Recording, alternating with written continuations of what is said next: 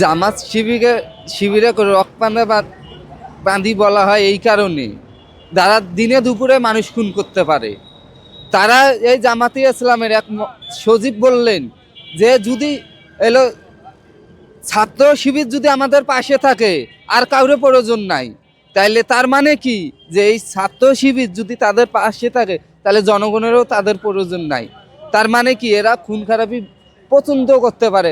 আগামীকাল দেখলেন আপনারা যে আওয়ামী লীগের পান্দি অফিসের ভিতরে 10 বস্তা খালি পেন্দি ঢুকাইছে।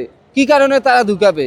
এই গোয়েন্দা যদি যা নাতি ছোড়া পায় এই পান্দি অফিসের সামনে, দুর্নাম কার হবে? এক আওয়ামী লীগের সরকারের নাম হবে, এক হইলো তাদের কর্মজীবীর নাম হবে। তাইলে এই রক্তকানাবান্দি যে দেশের মধ্যে একটা করোনা ভাইরাসের মতন ছড়িয়ে গেছে, তাই এই জামাত, এই এলো আপনার ছাত্র শিবির, আমি মনে করি এরা একজনও ভালো না।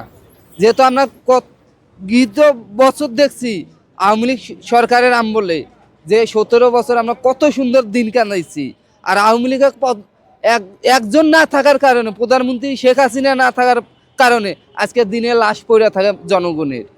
কি কারণে থাকে? এগুলা কারা করতেছে? এরা এই শিবিরের বাচ্চারা করতেছে।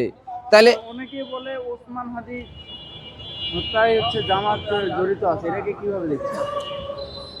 অবশ্যই ভাই, যেহেতু ওসমান হাদি ওই দিন খুন হয়, তার 2 দিন আগে যে আপনার চাকসু নির্বাচনের সাদেক কায়েম